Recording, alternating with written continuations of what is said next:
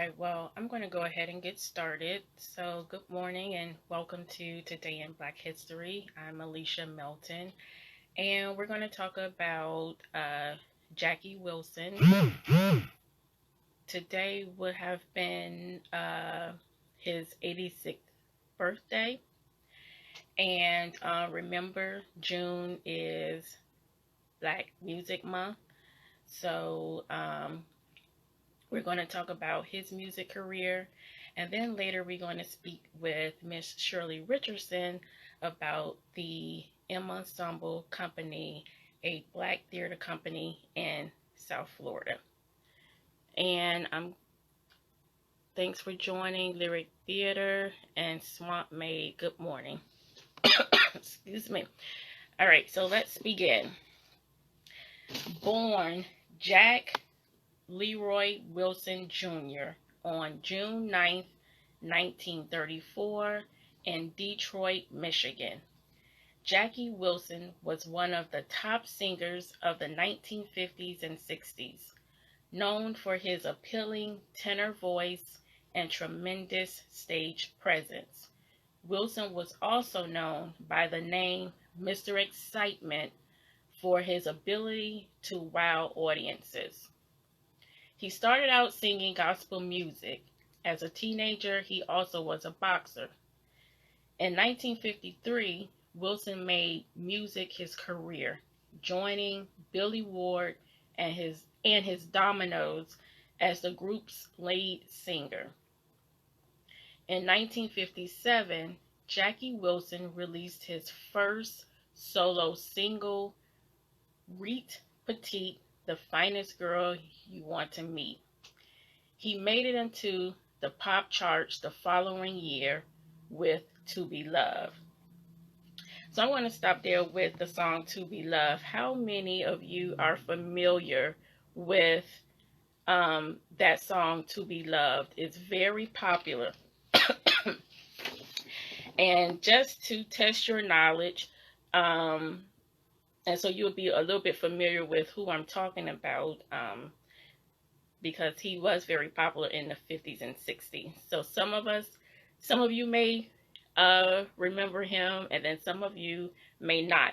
But you may recognize his music based on this song, To Be Loved.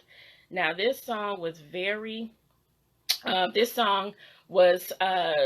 played in a very popular KPZ, you messed up my trivia question. Yes. So KPZ has it. So those of you, and I'm pretty sure, because Coming to America was very popular, a very popular movie in 1988, and actually there will be a sequel this year. And I think this just depends on, we still dealing with the pandemic. I'm not sure. It's supposed to open in theaters. So, but yes. So who remember the scene in Coming to America? So if you've seen Coming to America, you have heard Jackie Wilson, and To Be Loved was a very popular song. Back in the 50s, and it's one of his early songs when he started his career. So yes, it is Coming to America where I'm pretty sure you heard this song from. In December 1958, Wilson scored his first #1 R&B hit with Lonely Teardrops. This upbeat song of heartbreak was also a top 10 hit on the pop charts. Continuing to ride a wave of success, Wilson went on to make the charts over and over again with a variety of songs. Wilson landed at the top of the R&B charts with the ballad Doggin' Around and his 1963 song Baby Workout. Baby Workout drove listeners to the dance floor and became another R&B chart topper for Wilson. He scored his last major hit in 1967 with Your Love Keeps Lifting Me Higher and Higher. Some other songs is That Is Why I Love You So, Shake, Shake, Shake, No Pity, and The Naked City. Let me know in the comment section if you're familiar with any other songs by Jackie Wilson. And while you're thinking about that, I have another trivia question. So I just listed a few of his songs, and if you know of some songs that I may not have mentioned, good morning, Miami Gardens. Now we're talking about Jackie Wilson today. Today is would have been his 86th birthday, and so I just mentioned a few of his songs, mentioned a few of his popular songs. And if you have any songs that are your favorites of Jackie Wilson, please post them in the comments.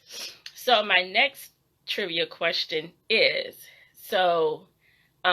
there's a very famous music executive who co-wrote a lot of Jackie Wilson's popular hits in the 50s.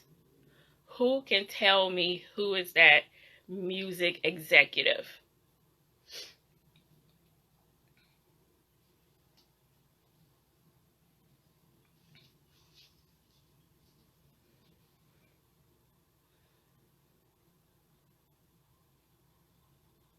He was responsible for a lot of careers in the music industry.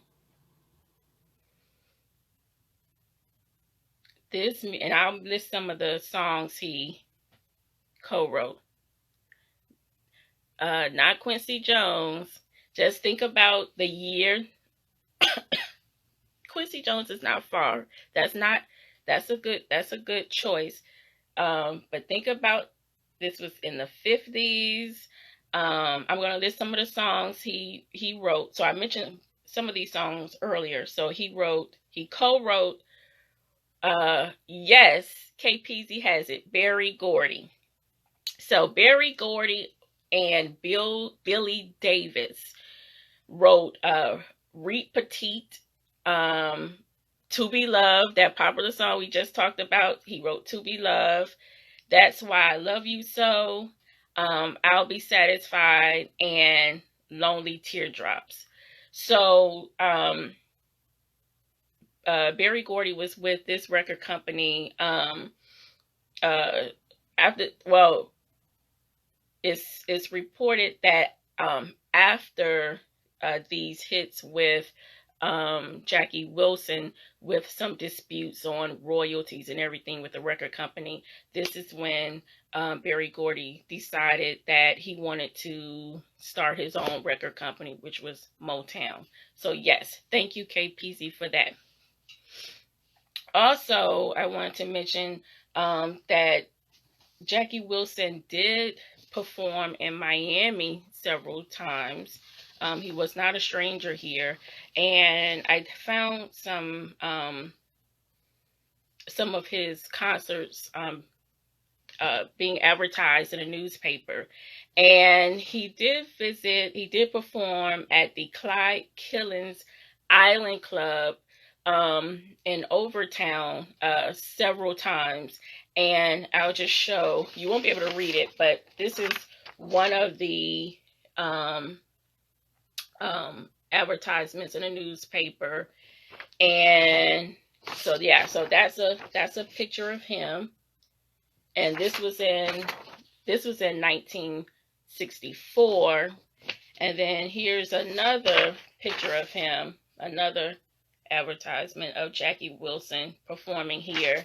And so he performed at the Island Club a few times, and he would do 2 shows, and it looks like it would be one at 10:30 and then one at 1:30. So, and also he performed again in 1968 at the Miami Stadium, and this was titled a Soul Festival that was happening at the Miami Stadium, and so he was the headliner along with Jackie Mabley, as we know as Moms Mabley. So he did make several appearances in Miami. All right. So on September 29th, 1975, Wilson was on stage performing Lonely Teardrops when he collapsed at a New Jersey nightclub. It was later determined that he had suffered a heart attack. Wilson went into a coma from which he never recovered. After spending 8 years in a coma, Jackie Wilson died on January 21st, 1984, at a hospital in New Jersey. He was only 49 years old. Wilson is often credited as one of the forefathers of soul. His music influenced Michael Jackson, Prince, and numerous other artists. 2 of his recordings were inducted in the Grammy Hall of Fame. Those songs were Lonely Teardrops and Your Love Keeps Lifting Me Higher and Higher. He was inducted into the Rock and Roll Hall of Fame in 1987. He is on the list of the 100 greatest artists of all time. In 2013, he was inducted into the Rhythm and Blues Music Hall of Fame. In 2019, last year, he received a star on Hollywood's Walk of Fame. So there are several videos on YouTube of his performances. And when you watch those performances, you will understand why they call him Mr. Excitement. His dance moves, he would do these spins, these splits, his knees would drop to the floor, and then he'll jump right back up. So please watch some of his videos on YouTube, and you will probably see Michael Jackson really was inspired by him, and you would definitely see some of Michael Jackson moves being influenced by Jackie Wilson. So let me see. So yes, so that's Jackie Wilson. Oh my goodness. So we're going to be talking with Miss Shirley Richardson in a few. And she just mentioned that she saw Jackie Wilson at the Island Club. Wow. So we may, when I bring you on, we'll probably talk about that before we talk about the M Ensemble. Great. So yes, so that is good morning, T Barber 305. So that is the story of Jackie Wilson, but I encourage you to not only just watch his performances, but read more about him. He really he was up there. When I was reading a lot of the information about him, him and Sam Cooke and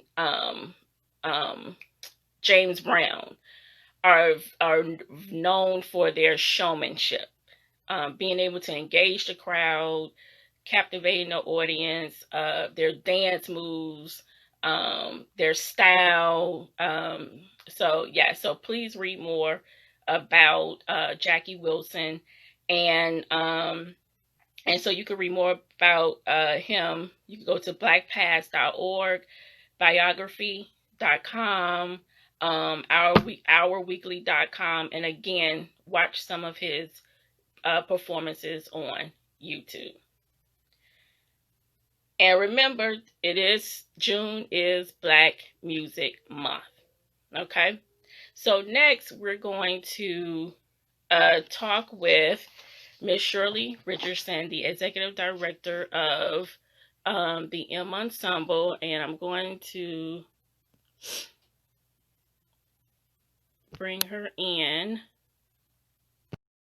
How many of you heard of the M Ensemble? How many of you have attended any performances from the M Ensemble? Good morning. Good morning. How are you? Good. Good. So, just before we start talking about the M Ensemble, would you like to share your time when we were talking about Jackie Wilson and you mentioned that you attended one of his performances at the Island Club? What year was that? Um, Well, I know I do have, I was it think in the it was, 60s? I'm not sure, but I know I was underage. And it was one of those times that you could sneak in with false ID and show that you're 21. And I was out of high school, however, probably still at the Florida A&M University. So I got a chance to see him, and he was so captivating. You know, it was like so much energy. He would jump on tables and do his gyrating, and just his hair was like processed, and he was dressed fine. Had beautiful suit on, and women were just all around him screaming and yelling, and that was the first time I really knew about Jackie Wilson. So it was a really exciting time for me.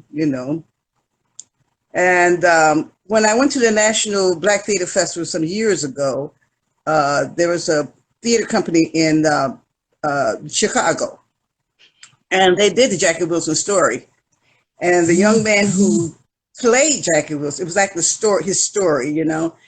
The young man that played, as a matter of fact, that show came here at the Arts Center maybe a couple of years ago. But the guy that played him, it was just like he was just like him. I mean, he danced like them and did all kind of splits, and it was just really a great scene to bring that life back together again on stage. So I fondly remember Jackie Wilson. Wow. Thank you for sharing that. I asked earlier, while you were coming on to the live, if some of the people on who's watching us, if they have attended your the M Ensemble's performance, and we do have one Kate Peasy who said yes, she saw 5 guys named Mo. All Oh, right. that was at the Lyric.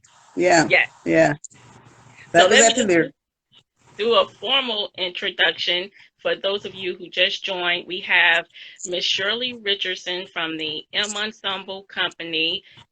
She's the executive director, and I want to state that the M Company is the oldest operating Black theater company in the state of Florida, and it was founded in 1971 by T.G. Cooper. And Yes. they're currently in their 3rd season at the Sandrell, I'm saying it right, Sandrell Rivers That's it. Theater. Sandra Rivers Theater, right. Yes. All right. Mm-hmm. So thank you for being with us today. And so, and those of you who are watching, if you have any questions, please put them in the comment section, and I will ask the question. And Mm-hmm. hello, Apon Concept Productions. Hello. All right. So T.J. Cooper was the founder. What was his vision for this company? And tell us a little bit more about T.J. Cooper. When TG came into town, when we met TG Cooper, he was he was coming from Howard University. He's really from Miami, but he was coming from Howard University, where he was a teacher there and in theater. So he wanted to get his master's. So he brought his family down for him to work on his master's at the University of Miami, where I was attending, and a couple more of us were black students were attending. And he had to do, I think shortly after he got here, he tried to build a company, but he started with his family, which was 2 boys and his wife, who was a playwright. And so she wrote many of the plays, and they were actually doing children's plays at the library. I'm not sure which one. But when we met him, he was on campus, and he had to do a play that was one of the projects he had to do in order for him to get his master's degree in theater. So he formed the M Ensemble. He did a play called Pearly Victorious, and there was only 3 blacks on campus, so he had to go out into the community and recruit, and also some of the white students on campus, because he needed white actors as well in the play. So that's how we got started. We started with then he formed the M Ensemble Company.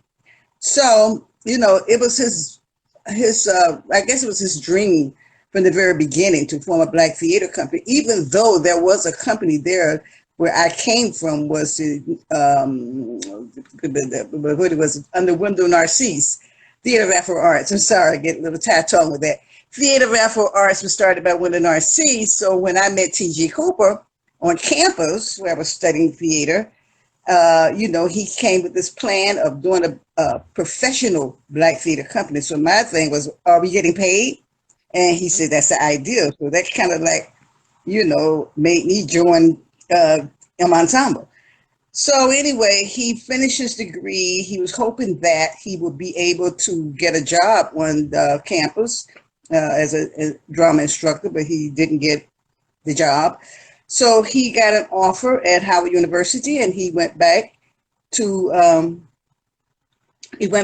became the chairman of the Fine Arts Department at Howard University. But when he left some in charge. He was going back. It was like 32 of us in the organization, mixed, black and white actors. And what happened was, before he left, the university decided that there was no theater students can do any outside performances, because they wanted them to stay in the school to do the shows there. And so a lot of them had to drop out, because we were doing shows in churches, libraries. Our biggest show we did was at the Playboy Plaza in on what was that, Miami Beach. And that was the play that TG wrote. He wrote a lot of plays. And so that's what happened.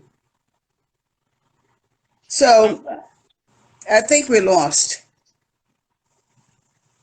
I'm not sure. Are we there? I can still hear you. Can you hear me? I hear you, but I don't see my face moving. Yeah, I think it's timing, but I can hear you. And okay, good. Yeah. Okay, well, just to continue with that, Okay. That was the beginning of the M Ensemble as an all African American theater company. And so, we approached, 2 of us approached the head of the drama theater department to complain about the students had to disband, from M Ensemble. And, he said, well, I didn't mean you all. So in other words, we didn't have a platform at the university, man. We had nothing. All we did was we went to school and we studied theater, but we didn't have a chance to be in any shows, because they weren't doing any shows that we can. So that was that was how that went. But TG was very passionate about what he did. Very passionate, very serious minded. He was a playwright. His wife was a playwright. He, even when he left, he still supported the company in many ways. He came back, to check up on us. He made sure that we had a grant in order to get a building, our first building for rent, next to the beauty shop and a warehouse that we converted into a theater. And, a year later, too, he came back looking for the people that he had left to take over the company, but they were all gone. So just Pat, Sam, and I were left, to continue what he started. So, and throughout the years, he came back and forth, back and forth. Matter of fact, he took a sabbatical leave one year to come back to direct the whole season at no cost. So, it was just a tragedy the way he left us, left us in, his death, So, but he was like that fatherly figure, very gentle, but at the same time, very firm about the work.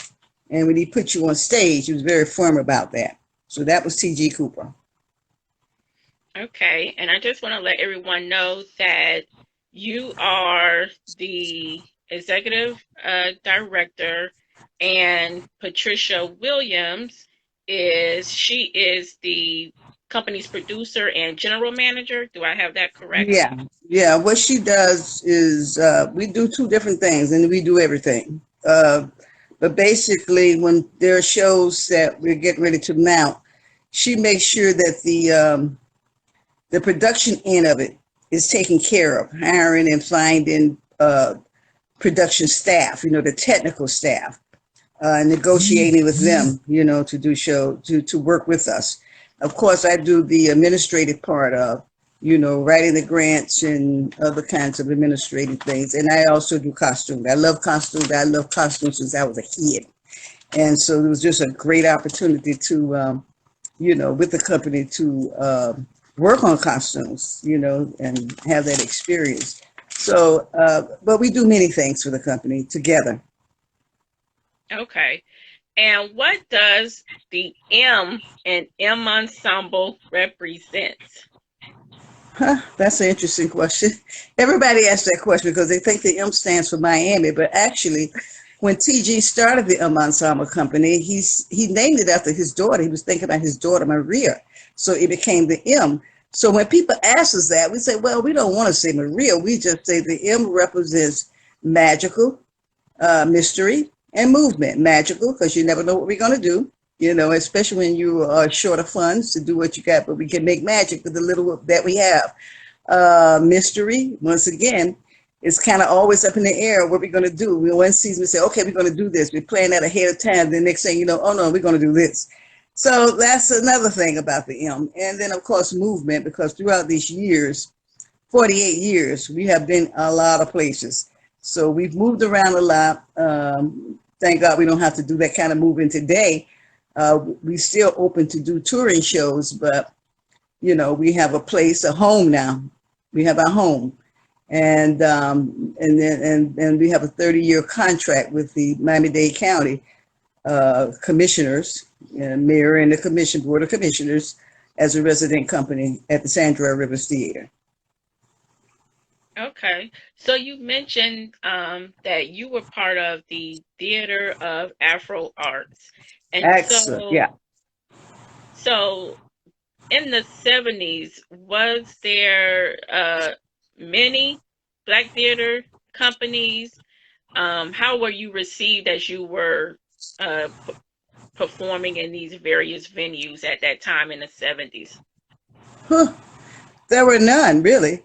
In the 70s, I think in 1969, I met with the Narcisse through a friend, because I had been visiting my mother in New Jersey, Trenton, and I was running around some friends who took me many places in New Jersey, and they were always talking about Black theater, and I'm thinking Black theater, that's something that I didn't hear a lot of, any at all. So when I went back to Miami, I came, I had taken a leave of absence from Florida A&M University.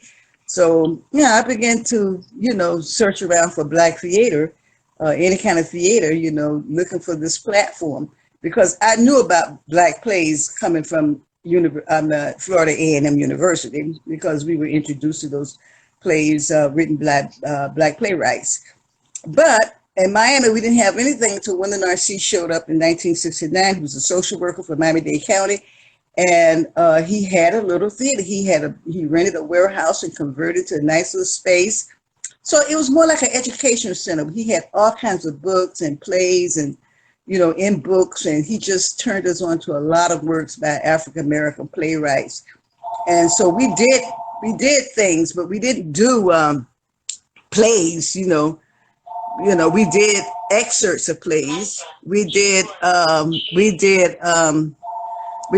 boy, that's my phone ringing. We did poems. As a matter of fact, Theater of Afro Arts started the first Kwanzaa event here in Miami.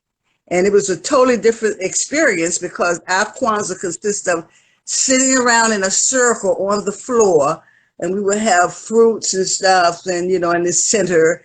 And so it was like that kind of a celebration, celebrating our culture and celebrating the principles of Kwanzaa.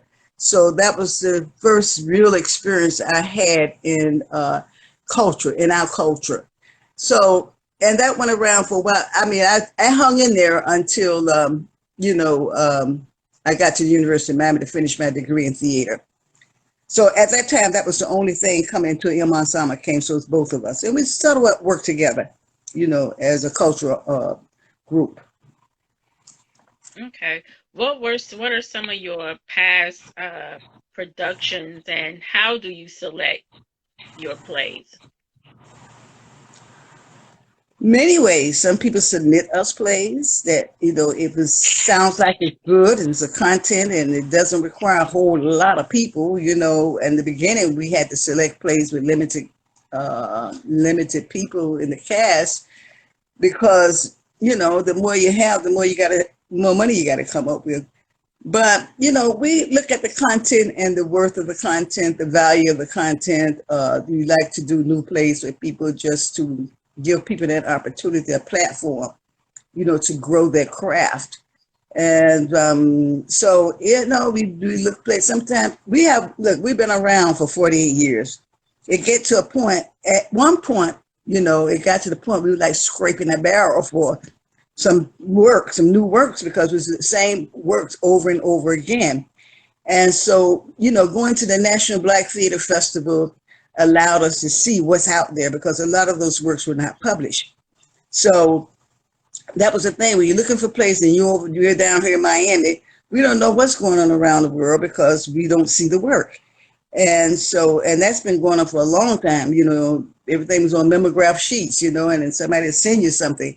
But most of our plays we get from the National Black Theater Festival. Some of them, I would put it that way, because new works are coming out now, really coming out. So and it's very hard because we can't do no more than 4 plays. Now it's 3 plays a year. So it's very hard trying to select, you know, works. You know, we like to do all of them if we can afford to, but you know, that's impossible. So so we do, people send us plays, we read it, we like it, or or we figure out need more work. You know, it's got to be good work, you know. And as I said, at the National Black Theater Festival, we get to see what's out there, and then we can get permission to do the work. Sometimes we go online and see what other companies are doing and reading their reviews, and then we want to try it too. One of the things that we did bring in Kings of Harlem, which won about 4 Carbonell Awards, coming from Leon Gray. We met him at the National Black Theater Festival. We saw his play, and it was so captivating. And we just, you know, we talked him into coming down and build a Miami cast, because he's the kind of person that nobody does his plays but him. He directs, he got his own company. And so he works out of New York. So he does his stuff is off Broadway. So anyway, when we tried to get him to come, you know, inquire about bringing, you know, the show down here, it was so expensive. We said, oh my God, that's it. So for the first time, when, you know, we were able to convince him to build a Miami cast, you know, with Kings of Harlem, which he reluctantly did, but was glad he did it because it turned out to be a great production. So, I mean, that's just an example of how we go around looking for works. And National Black Theater Festival has been a great resource for us every 2 years to see what's really out there. We do have a question in the comments wanting to know more about the Black Theater Festival. What is that festival about? The National Black Theater Festival started somewhere in 1987. We were at the Bakehouse Art Complex during that time, by the way. But anyway, it was started by a young man who lived in North Carolina, and Larry Leon Hamlin. He started that company. As a matter of fact, his start in theater was in a house that his mother let him live in, and he painted it. She was shocked because he painted the inside of it all black and made it out of a theater. But he created the National Black Theater with people like Oprah Winfrey and you know, some other great celebrities who supported it. And it was one of the biggest turnout with Black theater companies come in to celebrate the culture, bring in plays, dance companies, and I mean, it's just it's just a wonderful spiritual. He called it the holy grounds. And I don't know, companies from all over the country are there, either to perform or to just be there. And it's one of the biggest attractions in Winston-Salem, North Carolina, where you would have something like 30,000 people in town just for that event. It goes on for about a week of plays during the day, and evening shows and all kinds of presentations are being done. Museums, you have visual art exhibits. It's just so much in Black arts that is celebrated and presented there, and it's just a great time to be there. We all love to be there and meeting new artists, and young people and celebrities are there, hanging out and performing. So it's a spiritual thing. I'll put it that way. It really is, and I think he was right on target when he said the holy grounds, because that's exactly what it is. Okay, we have a comment from Apon Concept Productions. M Ensemble was the first Black theater that hired me design lighting for stage plays. I thank you, Miss Shirley and Miss Pat, for opening the door for my career. Hey, Apon. He's like our son. That's our baby. Well, yeah, go ahead. We're just saying that I didn't know that I thought he was doing lighting somewhere else, but you know what? He has really evolved into Apon. I've been looking at some of your stuff on Facebook, some of your designs. He's so busy now, he just don't work with us too much now. And I know it's not intentional. I'm happy for him. I'm so happy for your career, how it has taken off, and all the creativity you bring to your work. It's just great. Thank you, Apon. We have another question about the Black Theater Festival. When is it? It's every 2 years, the first week of August, something like the first or the second week of August, for a whole week, from that Monday through that it closes Saturday. And Sunday, people are packing up to go back home. So we had it last year, and so next year, it'll be back on again. And so you can always go to the National Black Theater Fest and get the schedule. They got hotels be booked out months ahead of it. And so, you have to get a head start on it, booking your hotel rooms and what have you. But, oh boy, I just can't get enough of talking about the National Black Theater Festival. Okay, great. Going back to Apon's comment, so there are opportunities for local talent. How do you select your actors, your directors, your stage managers? Well, I started out directing for the M Ensemble Company. After we moved, our first home was at the Model Cities Cultural Arts Center, which is now known as the African Heritage Cultural Arts Center. So I started as director, and as we moved on, I was acting, directing, and all that kind of stuff. And then people start coming into our life. Just introducing themselves. I think besides T.G. Cooper, Jerry Maple, we found him out of New York. And that's been since I don't know, it had to be in the 70s somewhere. And he come back and forth still today. So we kind of hang on to the ones that has been loyal to us and like working with us. And Jerry Maple Jr. is one of those people. And then we find new directors like Laura Williams, who's been a drama instructor for UM. And also for Miami-Dade Community College. I don't know if they call it community anymore, but Miami-Dade down south. And I'm not even sure how we met him, but we just run into people who wants to direct. If we're familiar with working with other companies, then we give them that chance, because that's the thing. We want a platform for our local people, directors, writers, actors. We do auditions, we announce it. Through constant contact, we do an email blast, we do many ways we get the word out that, and of course, we have actors who've been with us for many years, and they're still with us, like Keith Wade, who started with us when he was like probably 8 years old in our children's theater, and he continues work. Now he works with kids occasionally, when he's not very busy.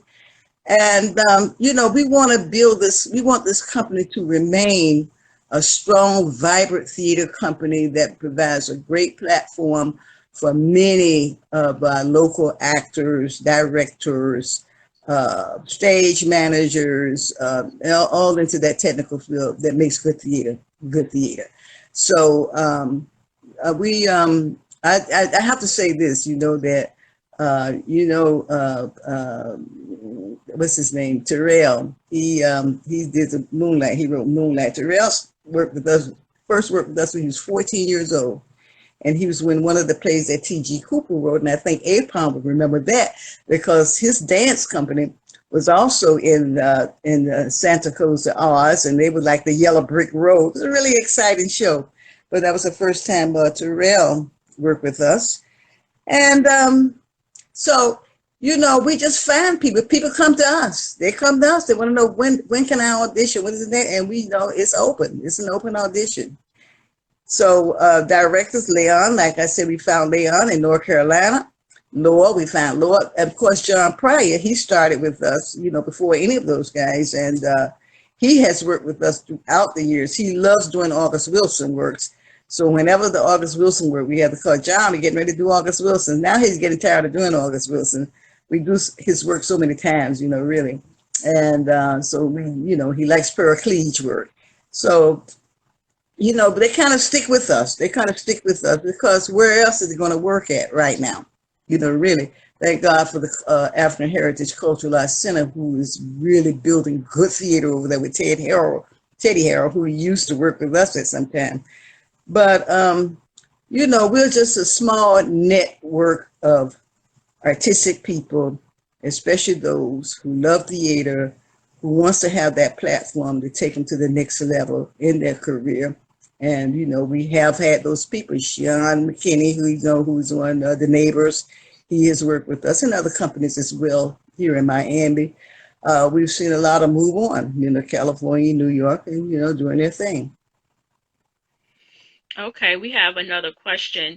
And sort of a question I had as well. You're approaching your 50th anniversary, and that's a long time to be in the business. How have you been able to sustain yourself over the years, being able to still put on these great productions? Passion, having passion for what you do.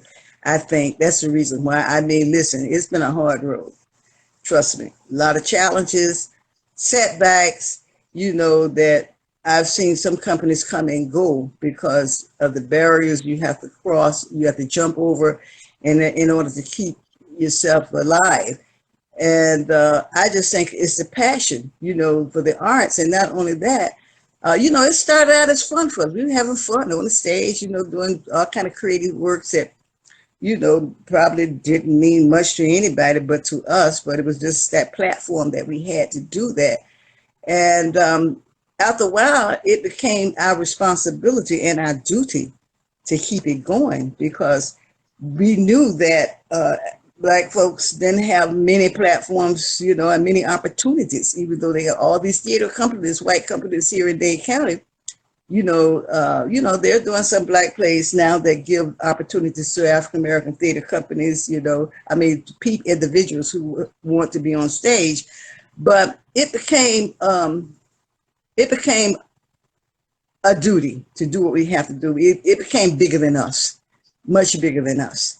And so to stay alive and to continue this process is very important, and to be able to turn pass the torch on to someone else so that it can continue its legacy. That's important now, holding on to the legacy. That's the thing, so that there's going to be a platform for many more to come. And so that's where we are now at our 48th year.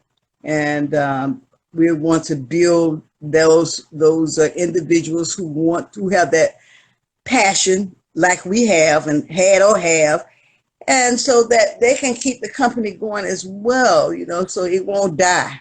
We don't want it to die. So that's why we keep doing it, because we always say, oh my God, I'm going to be tired from this. Sometimes you do get tired. Sometimes you do get frustrated. But the longer we hang on there, the stronger we become. And that's the mission. Okay, we have another question. They want to know, can you talk about the diversity and the disparity in the field, in the industry? Oh, well, I mean, in the industry, period. Yeah, we're not really complaining that other companies are not doing Black plays, because they are doing it. I think we hear a lot from actors who work with us coming from other companies, working in shows from white theater companies, and their complaints has been that they don't really, they have white directors. They don't hire Black directors. When the white companies do Black plays, they don't hire Black directors. They might hire Black actors. And I can understand why August Wilson says, when you do an August Wilson play, his estate, his family says that he made that a rule too. It has to be a Black director. He has to direct my plays, because some white directors really don't understand Black culture. They tell you how you should talk, how you should, what you should say in the script. And so it's been a lot of complaints on how they get complained and talk Black, sound Black, and, all that kind of stuff. It's an insult. So that's because they really don't understand the culture. Diversity, we don't have enough Black theater companies here. And I would like to see it. We don't care. It's not competition, but it's about a coalition. Forming a coalition and providing more work for African-American playwrights, African-American directors, and also artists here, and right here in Dade County. I think there's not enough training, perhaps, or programs, that the county could, there's not enough money to go around. I mean, it might be enough to go around, but not for us, So, I have an issue with that. And, there are some other things that, I could talk about too, but it's probably not time to talk about it here. But yeah, we do have some issues with diversity. And I think a lot of diversity comes from the money part of it. Okay, I don't want to run out of time. So, Okay. what are some of your community programs? How are you engaging the community? Well, during this pandemic, we are doing a virtual program for children. We're doing it started out as an after-school program at the Sandra Rivers Theater, but we had to shut down. And so we wanted to continue, so we came up with a team to partner with art support team. They're a group of young people who do workshops and, different type of cultural activities with kids. So what we're doing, we're working on as a matter of fact, we just finished filming everything. So now we're into editing for the virtual program on kids learning how to play instrument, how kids learn dancing, drama, and it's all incorporated into one big presentation, which will be out soon. So we have always done outreach programs for kids. That's our outreach initiative, is to provide young people the opportunity to participate in the arts. We started the first drama workshop at the Lighthouse for the Blind, for kids who were blind. We also pioneered the arts program at the Juvenile Justice Center. For a few years, we got funded for that. In North Miami, we provided children's theater on Saturday, a Saturday program, and then to our after-school program, we also provided a youth program where kids were paid to be to go out. They did their own original works, and they traveled to different sites in Miami-Dade County, sites where youth programs were, and present that. And that went on for a few years. So we're always including the youth into, our itinerary. Great. So how can people follow you? I know you're approaching your 50th anniversary. So how can people follow you so they could stay in contact and help support that huge milestone? Well, What's you your can find website? right. You can find us on our website, www.themensemble.com. You can find us on our website. You can always call 305-705-3218. That's our office number, to get some information, get on our mailing list, and we'll send you information about the productions that we're doing. Our office at the Sandra Rivers Theater is 305-200-5043. And you can find us there as well. So, we're open. We're open. Anybody want to, get on the board, let us know. We're open. And you got something that you want us to take a look at, any kind of work you got, we're open, for discussion and, putting it on stage. Okay, thank you so much, Ms. Richardson, for sharing that information with us. And hopefully we have some people who would, take you up on your offer for getting involved, whether it's supporting by attending shows or auditioning, helping out with being a stage manager. So really thank you for that. Someone asked, how do I get to be in a play? She did mention earlier about auditions, and again, you can follow her, follow the M Ensemble, follow them. We're on Instagram, so you can follow them on Instagram, and they send out Twitter. We're on Twitter. We're on Facebook. We're on Twitter. All those things. So it's not hard to find us. Yes. So I don't want to run out of time. We're coming up to the hour. I want to apologize, everyone, for, I think you're seeing us is probably blurry. That's what I was told. I apologize for that. I think that's my internet that is unstable, but I did not want to stop the interview. We were still able to hear. So this was, I guess, a great podcast for everyone. So I really thank all of you who joined us today. And like I mentioned earlier, we are still celebrating Black Music Month. We talked about earlier Jackie Wilson. Today would have been his 86th birthday. So thanks again for everyone for watching, and thank you, Ms. Richardson, and everyone have a good day.